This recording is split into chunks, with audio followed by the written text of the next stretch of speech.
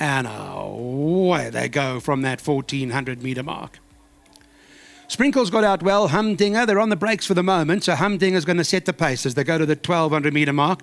Homely Girls at the rail, but got a head going up and down in the air back in second, with Sprinkles racing up on their outside, followed by Marigold Hotel, a few lengths off the leader. Sparkling Waters in the blue cap, and got Feather Boa right behind it, and Desert Miracles the trailer, and they're about 6 or 7 off the leader as they move towards the 1000 metre mark. Humdinger's in front, got the ears flopping up and down, as you can see, so obviously she's enjoying it on the lead as Humdinger has it by a length or so. Racing away in second is Sprinkles. After that is Homely Girl on the inside, and then Marigold Hotel behind them. Feather Boa sits behind them in the white sleeves and the black cap, 4 lengths off the leader. Sparkling Water is inside of that, and Desert Miracle at the back of the field and about 7 or 8 lengths from them as they travel to the final 400.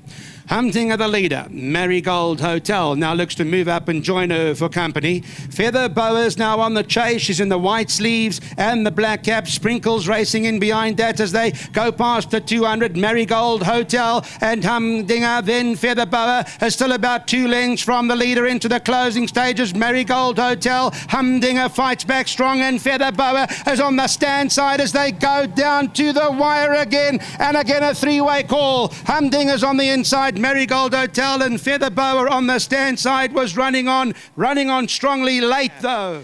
250 to go, and this is what happens now, where Marigold Hotel is trying to stay on gamely, gets into the fight with Humdinger, who set the pace under Richard Fourie, and you could see she seemed to be enjoying it in front. Yeah, Feather Boa, you'll notice, she comes on, runs on, drifts out slightly at the end, and it's that sort of thing. She's just got to try and stay on a straight lane, this Feather Boa, and she'll win many, many more, no doubt. But 4-5-7-1, that's pretty much the call in terms of race number 4, first leg of today's Pick 6.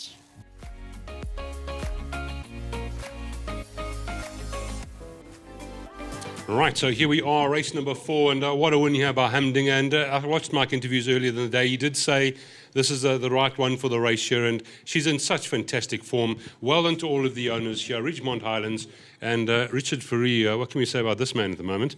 Nothing on you again, but lovely ride and lovely win. Yeah, look, it's the first ride today that I didn't eat a little bit of sand. So, but no, the filly very well, and Mr. Lecoq was bullish about her. Right horse, fit for the race, and she loved it in front. And you know, she's an honest horse. She tries hard. I was fortunate for Smungo's horse to kind of join me early, made her tighten up, and you know I could ride a race from there. And lovely filly, ran to the line, and courageous win. Well done to you. We'll be chatting to you hopefully later. That's a great start to the day. Yes, thank you very much, and to Mr. Lecoq, his team, and my sponsor, Winning Form. Thank you. There we go, Richard Fourie. Mr. Lecoq, thank you very much for your comments this morning. The other two are prepping for bigger things, and you said Humdinger's the right one? Yeah, she was the fit horse, and, you know, I think she was 4 kilograms better off with Desert Miracle for a beating over. She beat her, yeah. And Desert Miracle was at sort of 75% today, you know, so she was the right horse on the day. I went to declarations with other jockeys, so when Richard was available, I was actually more than happy because he does know the filly. I think he has won on her before, hasn't he? I think I'll tell you right now, he's 5 runs, 1 win, and 4 places. So listen, all day you want to own horses like this. You know, she's gutsiest, she retains her form, she's got so much heart. I mean, she is, I'm a part owner, you know, along with Joe and Mike and a bunch of other guys from their syndicate. These are the real horses they give you a lot of there's never really much pressure with them because you just know they're going to try. And they keep doing the best. So it's a pleasure. Well done to all the partners. She's been a really good filly for us, and she's beaten some really good horses in her time. You know, she's. I wish there was a Group 1 over 14 because at a mile she just slightly stretched, and 1200 is too short. That's so true. Yeah. I mean, her form lines in the last 5 or 6 runs are phenomenal. No, you can't fault her. I mean, we're going to have a crack at a race like the Drill Hall, which I know is probably going to be hot. 14 Gravel's going to suit her.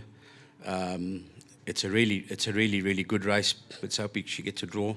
We're thinking about the Empress Club, but I know that mile's going to be, it's going to stretch her. And it's just, you know, if you try and drop her in, you sort of take away what her advantage is, which is tactical speed. Mike, lovely performance, and we're looking forward to seeing your big 2 later in the month and next month. Thanks very much. Thank you. Mike de Kock. Well done, Richard Fourie. Lovely ride. There's Mr. de Kock. Don't forget your champagne, Mr. de Kock. He'll come. I'm going to let him do that. Richard, lovely ride. Well, it's all the owners, as I said. Ridgemont stunt. Humdinger, throwing the right one for the race, has come through there, obviously. 4-5-7-1. I thought great runs by Marigold and Featherbow. Excellent runs. And the big girls will be back, numbers 1 and 2, later in the season.